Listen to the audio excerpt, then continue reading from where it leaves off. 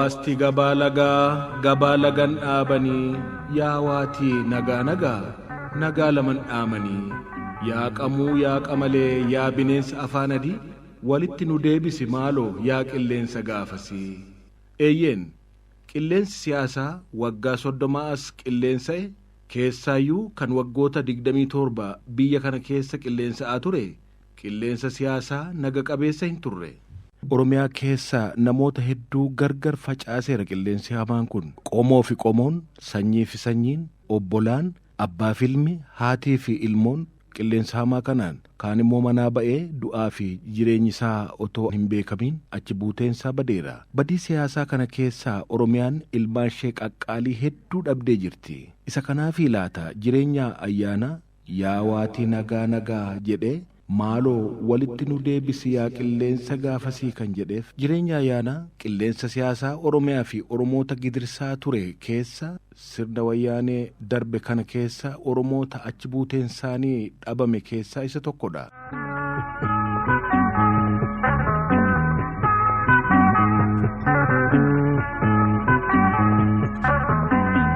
Yawaasti gabaa lagan Role to kayawati nagana mandamani Yawati gabaga bala gandamani Role to kayawati nagana mandamani.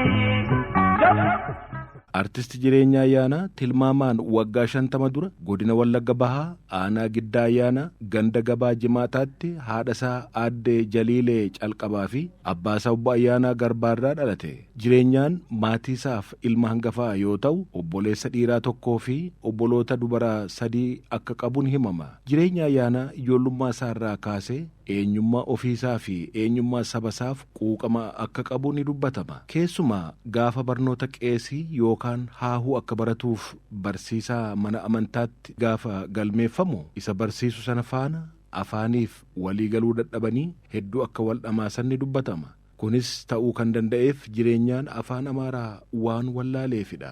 Yeroo sanarraa jalqabee waan afaanii fi aadaa Oromoo keessa isaatti akka iddoo guddaa qabatee fi boodas gaafa qaamaa fi sammuudhaan bilchaachaa dhufe aadaa fi afaan akkasumas aartii Oromoo irratti akka qabsaa'uun irra jiraatu murteesse.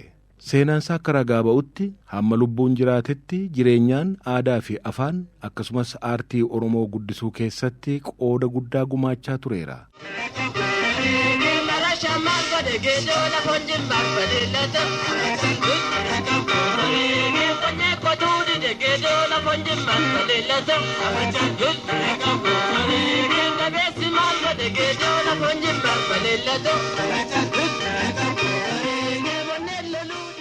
Weellisaa jireenya ayyaanaa ijoollummaadhaan abbaansaa dhibee tasaatiin dhibamee waan duraa du'eef maatii isaa keessaayyuu obboloota isaa warra isa booda dhalatan guddisuun dirqamatti taate. Inni sababa hangafa ta'eef obbolaasaa isa duuba dhalatan akka abbaatti to'atee hojjetee kunuunsuun guddise. Kanaanis itti gaafatamummaan waan tokko hoogganuu fi bulchuu utuu hin baratiin dirqama maatii bulchuurraa akka barate ni himama. Ni chole ya dadi leko ya sanda bileko sinurur tarafi sirrata damaki nakamuchana mandutu duga kaba. Ni chole ya dadi kan korommi loli jibichu maduma loromota toli kan kesu maduma jimma kararare lensappa gudari nilma garanare kesana kufai. Jirra daadhiin illee manoromoo guddaa biyya isaan gurguddaa kan kana waachillee garaashee waan jirre jetteen dudduudhaadhi tobdaadhi. Ijoo anaadhaadhaalee tobdaadhi.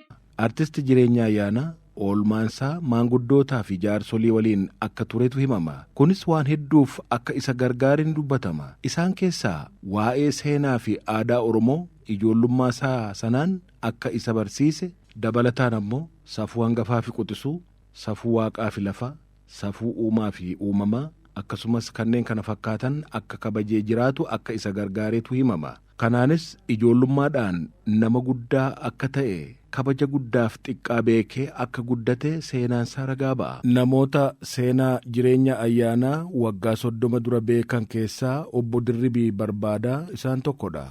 Isaanis akkas jedhu. Mucaan kun yoo akkatti ilaalanii jireenyaan yoo sanatti yoo akkatti ilaaltu ijoolleedha.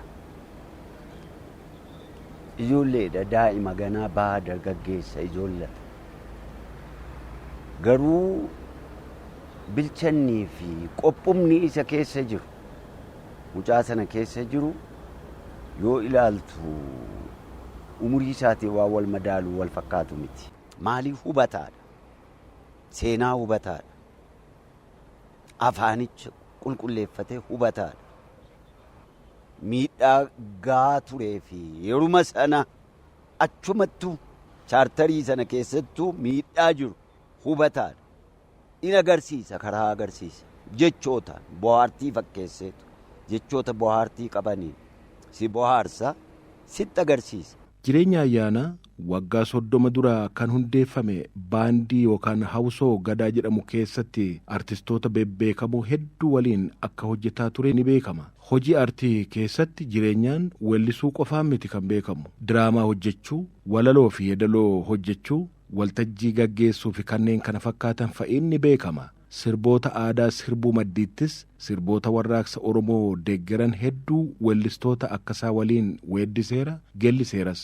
Isa kanas obbo Dirribiin akkasitti yaadatu. Weellisaadha, waltajjii beeksisaadha, shubbisaadha. Waltajjii inni beeksisu kan si dhibu waltajjii yoo beeksisu waltajjii inni beeksitu akkaataa inni waltajjii sana qabatu. Waan waltajjiin sun barbaadu akka inni itti dursee hubatu. Isa sana akkaataa inni hirmaataa waltajjii sana akka inni itti qabsiisu adda ture. Yoo weellisu sirba aadaa kana yoo ofii isaatii weellisu hammam akka inni aadaa keessatti guddate immoo waan argitu waan ifatti calaqqisu. Walaloo hin barreessa. Artistoota waggaa 30 dura waliin hojjetaa turanii fi hiriyaasaa kan ture artist Gabii Eda'oos jireenyaadhaan akkasitti yaadata. Jireenya ayyaanaa yeroo san keessatti baay'ee waltajjii irratti sirba wallaggaa sirbaa ture. Sagaleedhaanis sirbaa hin beeksisaa. Nama immoo gaazar godhee walitti qabee mari'achiisuudhaaf kallattii qabsiisuudhaan hogganaadhaas barreessaadhaas shubbisaadhaas dandeettii guddaa nama qabu keessattuu karaa nama gorsuutti waa'ee aartii Oromoo kana guddisuudhaaf fedhiin isa keessa jiru nan yaadadha nagamma.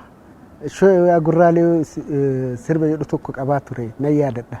Yeroo inni waltajjii irraa ol ba'u akkamitti miidhagsee aadaa sana mataan isaallee goofaree ture. Baay'ee namatti tola, baay'ee namatti bareeda.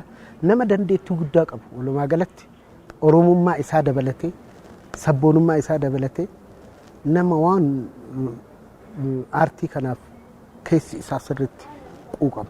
Obbo Dirribii Barbaadaas yaada Gabii Eda'oo kana kan deeggaru yaada dabalataa nuuf kennaniiru. Yeedaloo hin qopheessa ijoolleedhaaf ufiifis yeedaloo kanuma ufii walaloo kanuma ufiitiin qopheeffata. Ormaafis hiriyoota isaatiifis yeedaloo kana walaloo kana qopheessee kennaafi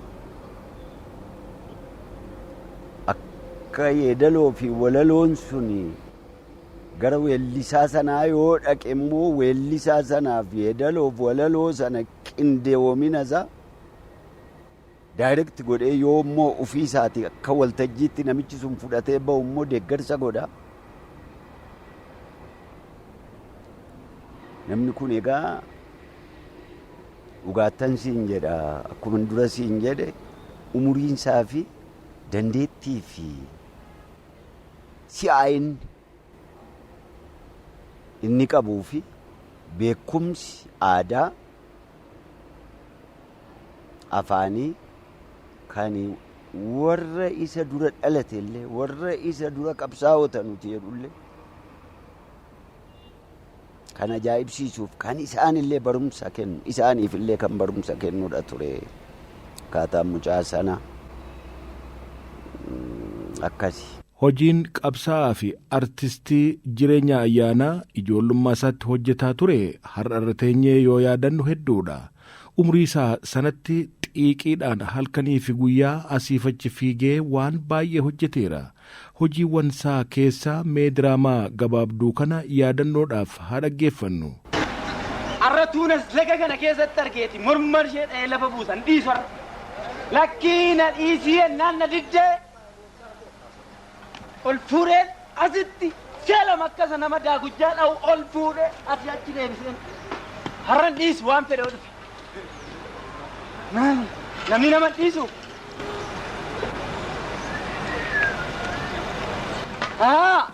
Sii laga keessaatti anna galadhu jedhe attam. Fayyaa keetti. Ati akka waarsaan daakkoo na ilaaltee. Akka waarsaan daakkoo ija baqattaa. Si ammayyuu bokkokokuu kana dhiisneet lakkii na dhiisii ennaan diddee mee kottuutu xurxuriin jedhiina xaaba du'aa odeessinaa. Loon keessa ta'e kee mataa jedhe maalat maalat afeenyuun caalta. Jireenya ayyaanaa waa'ee diraamaa, muuziqaa, geggeessummaa, waltajjii bohaartii fi kanneen kana fakkaatan irratti leenjii fi barnoonni inni qabu hin jiru yookaan immoo laafaadha jedhu. Garuu akka nama muuxannoo yeroo dheeraa qabuu fi barnoota isaa qabuutti yeroo gabaabduu sana keessatti hojjeteera. Murannoo fi quuqama saba isaaf waan qabuu fi jedhu kanneen itti siqeenyaan isa beekan. Isa kana Gabii Eda'oo akkasitti yaadata. Inni hojjeta. Diraamaa yoo hojjetu nama digrii qabu fakkaata. Qoosaa waltajjii barsiisuu irratti odoo argite waltajjii barsiisuu irratti akkamitti inni waan barbaadame san taargeet godhee akka inni itti bahu baay'een ajaa'ibaa ture. Mucaan inni barreessaa boqonnaan qabu yeroo hunda. Yeroo nuti boqonne inni Gullalleetti bakka tokko jiraataa turre yeroo hunda jireenyaa fi iskiriptoon addaa baay'een beekan inuma hojjeta. Maaliif kaayoo guddaa qabaa ture. Odoo jiraatee yeroo addaa kana jiraatee si dhibaa waan baay'ee jijjiirama faffacaatii kana keessattu faffacaatii amma aartiin Oromoo qabu kan walitti fiduu irratti shoora mataa isaa hin baay'ee yaada qabaa ture. Wanti nu qunname jagnoota baay'ee dhabne.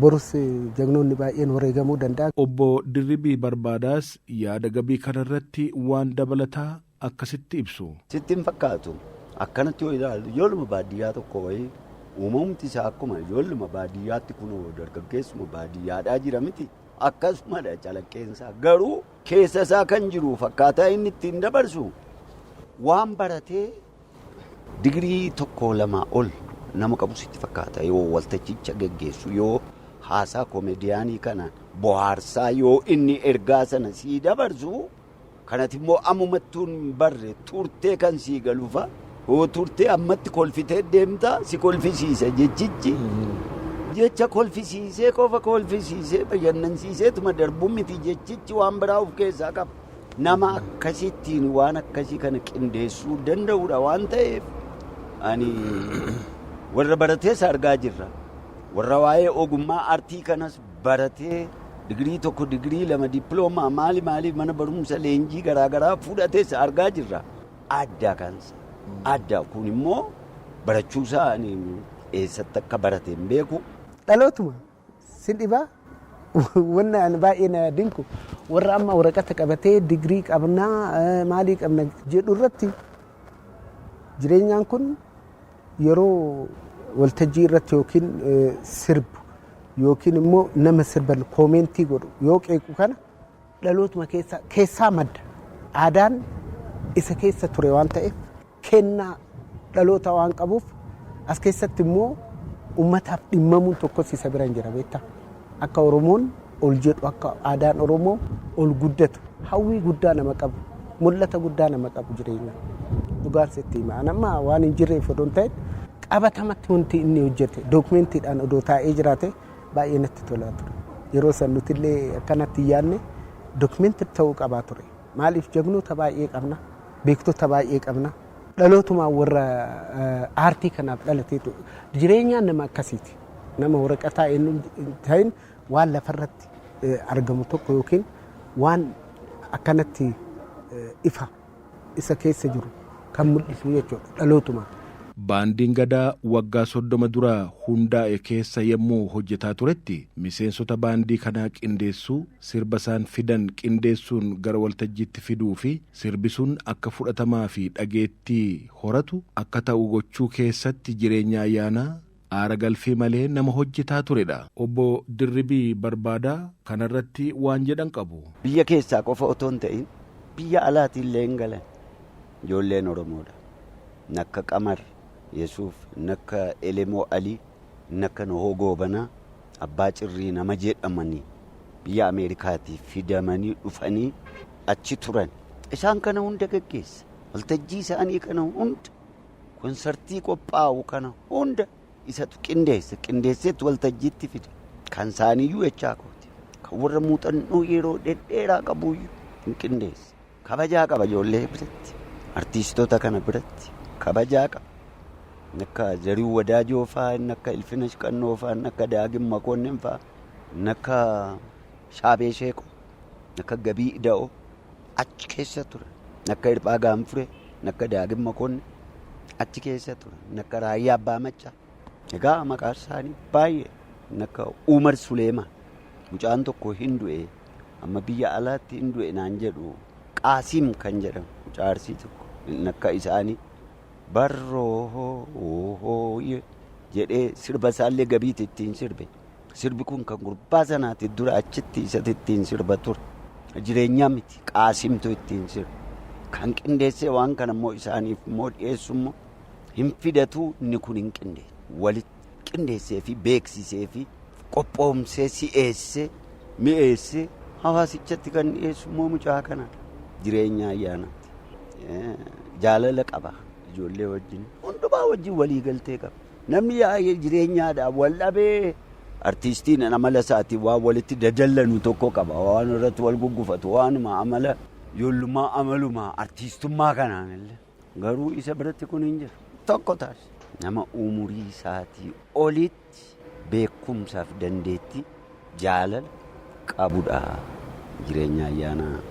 Artist Jireenya Ayyaanaa hojii artii keessatti kennaa addaa akka qabutu beekama. Keessumaa yommuu waltajjii gaggeessu dandeettiin inni qabu waan addaa akka ta'edha Gabii Eda'oo kan nutti himu. Waltajjii yoo gaggeessu ani amansiisee si baasa. Abbaa fe'ellee jireenyaan jechuudha. Kallattiin inni si gaggeessu hundeen isaa waan qabatamaa ta'e tokko sitti hima. Baay'eellee dubbiin baay'isu. Mammaaksaan jalqabaa mammaaksaan xumura. Nama amansiisuu irratti gaazar godhanii waan tokko wanna kallattii sii kenname san yaada sii kenname san bakkaan ga'uu irratti jireenyaan baandii san keessatti sanuu baandii gurguddaadha. Ijoollee amma sadarkaa guddaa irra jiran hoogganaa ture jireenyaan.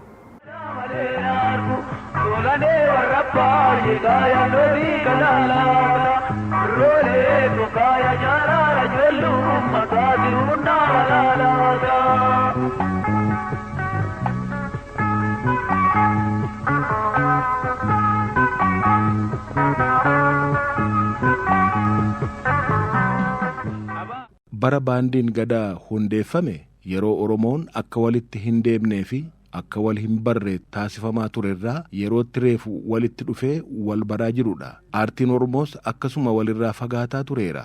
Jireenyaan kana tokkoomsuu keessatti ciminaan hojjeteera. Wanta si dhibu jireenyaan waan guyyaa qoyataa olleessan galgala walitti nu qabee maal nuun jedhaa jira. Oromeessaadha. Jecha isaa keessaa kanatti tolu sirbi Oromoo aadaa qaba, simboo mataa isaa qabaidha. Dhuka mataa isaa qaba nuun jedhaa ture. Nan yaadadhaan ijoollee ta'us xiqqoonni immoo nama gameessa yeroo masanuu nama barate kallattiin inni nu qabsiisaa ture sun anaaf garuu bu'uura hayyuu ture. Keessattuu jechoota isaa keessaa wanta natti tolu Oromeessaa wanna jedhu tokkotu jira. Oromeessaa. Oromoon duudhaa mataa ofii qaba. Harara akkamitti akka sirbuun hin beekna. Macca akkamitti akka sirbuun hin beekna. Waan kana dhama itti godhaidha. Oromeessaa. Oromoo fakkaachuu qaba. kan jedhu kaasaa gisee baay'ee anaaf koomintii naa kennaa ture na yaadadha. Koomintiin inni nuu kennu sun aadaa Oromoo oromeessuudhaaf guddisuu duwwaa odoo hin ta'in oromeessuudhaaf bu'uura nuu ta'ee dheetiin yaadama. Jireenya ayyaanaa ijoollummaadhaan nama hojii aartii eegale garuummoo otuu hojjetee hin quufiin otuu fiigee hin quufiin nama manaa ba'ee sirna wayyaaneetiin butamee dhabamsiifame ture. Nama amalli isaallee nama hin quuqne nama yeroo isaa hundaa hojiitti dabarsu akka turedha himama. Qabsaa'aa mirga Oromoo goonni artii Oromoo jireenya ayyaanaa goota artii umrii isaa ishee gabaabduu sana keessatti waan baay'ee hojjete garuummoo goota Oromoo dagatamedha. Obbo Dirribii Barbaadaa fi artisti Gabii Eda'oo kanarratti waan jedhan qabu wal duraa duubaan. Kanumti akka jireenyaa tsuwwaa jireenyaa kana fudhate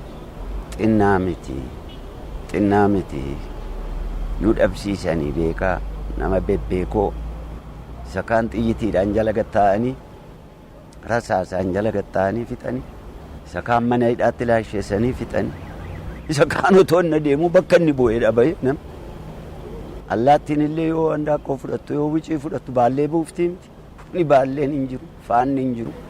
Injirree biyya keessa injirreetu uummata keenya irraan ga'anii jarreen kuni egaa Waaqayyo immoo guyyaa beeka hojii isaanii gaafa sana ormaan ba'an sana diraamaa isaan iskiriiptii qopheessanii kan baddannoo kan maali jedhanii jedhan suni guyyaa keessa garuu dhugaansaa ba'aa jira dhugaansaa ba'ees jira. No, hojjeta yeroo baay'ee inni nama uummata ofuuf kenne siin jedheera bara amalli dhuunfaa isaa sitti ni himu abbaadha hoogganaadha nama siyaasaati nama aartiiti nama kana hunda qabu jireenyaan kana hunda qabatee yaa'u gisee tokko dhugaan tunis nama gaagaati kan jedhamu san ani baay'een gadda waa'ee jireenyaa nama odoo uummata Oromootiif xaaru gara biyyee deemee jechuun danda'ama. Na amalli isaa uummata baqqaa uummanni nama quuqaa lafti nama quuqaa cubbuun beeku nama hojiidhaaf fiiguun nama tokkummaa Oromootiif fiiguun nama Oromoon yoo mataa ol qabate inni gammadu nama hawwiin isaa ceesisa Oromoo barbaadu guddina Oromoo barbaadu malee nama dhuunfaadhaaf jiraate jireenyi isaatu gadadoodha gadaanaadha garuu wanti inni hojjete galmoo boru suutuma seenaan ibsaa deema jechuudha adda isa yaadachuun keessanuu waan guddaadha namoota kana kanaaf amalli isaa akkuma sitti hime san nama amala gaarii qabu nama disipiliinii ta'e yookiin safuun bulu kana wanti si ibsuu danda'a. Jireenyaan artistoota isa faana hojjetan nuffii fi dadhabbii tokko malee akka jaarsaa fi hayyuu tokkootti kan gorsu hojii artii fi aadaa Oromoof nama yeroo hundaa quuqamu ture. Ani xinnaa ture waan xirna fayyadamu kanan beekuu ture walitti sassaaban jiraachuu kanan beeku gisee tokko naayit kilabii hojjedha dhaabuma san keessa ture halkan shabalee manaamin hojjedha gisee tokko na waamee gabii naan jedhe taargeetii ta'e naan jedhe taargeetiin kee maal ta'uu qaba maallaqa barbaadamu uummata Oromootiif hojjechuu barbaada naan jedhe wanna ani yaadadhu keessa wanna ana akka kallattii tokko qabadhu na godhe almost warra Amaaraa kana wajjin oolaa ture afaan Amaarinyaa kana baay'isaa ture magaala keessatti hin guddadhe akka sabboonummaan na keessatti horamuuf kallattii na qabsiise gisee kaasetti Oromoo jalqabu kana isa kana gorse baqa dhiise Amaarinyaan akka lammaffaatitti fayyadamu ati Oromoodha warra keellee hin beekna of Oromeessi Oromoodhaaf waan dandeettu tokko nama naan jedhe kallattii naa ka'e.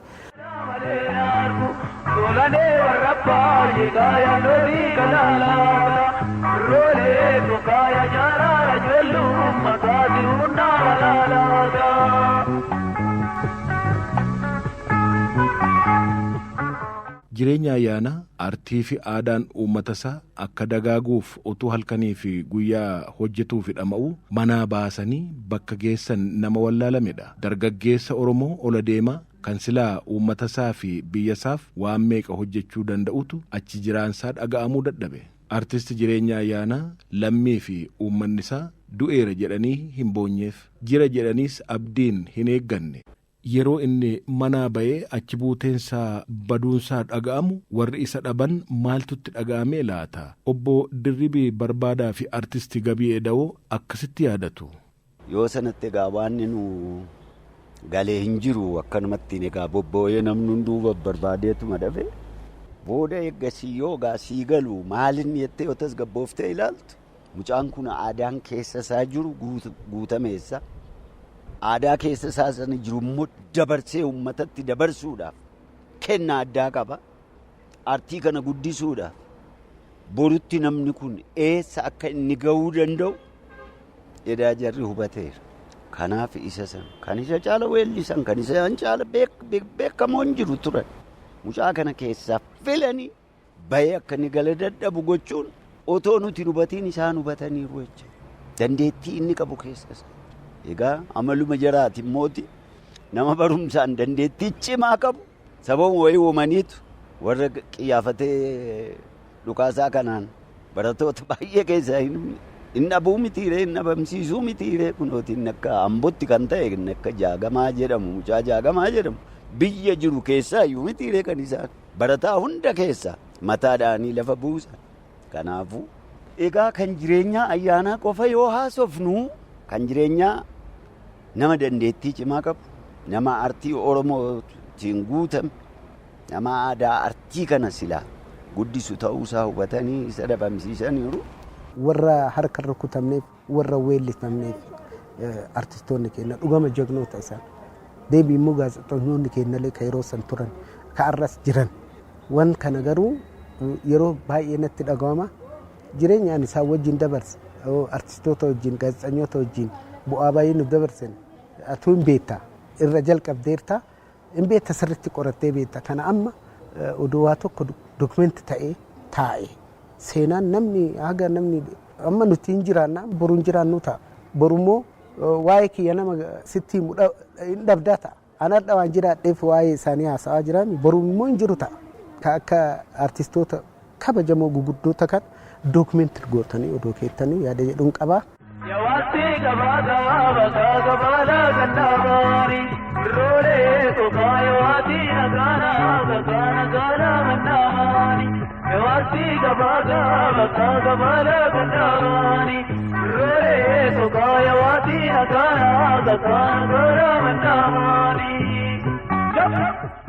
Jireenya ayyaanaa aadaa Oromoo ofii itti guddaterraa ka'ee aadaa bal'aa kan saba Oromoo irratti hedduu hojjete. Garuu kan hojjetee hin quufne ofiis ijoollummaatti kan achi jiraansaa wallaalame artistii hojii guddaa hojjetee fi garuummoo kan dagatamedha.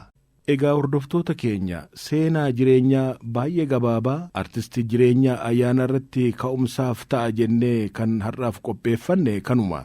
Seenaa artistii guddaa kana fuulduratti bal'inaan hojjechuuf yaalla. Kanneen qophii keenya irratti yaada nuu kennan guddaa galateeffanna. Ani qopheessaan qophichaa Aagaa Fiqaaduuti. Gulaalaan immoo Mazgabuu Shumiiti. Waan nu dhaggeeffattaniif galatoomaa horaa bulaa deebana.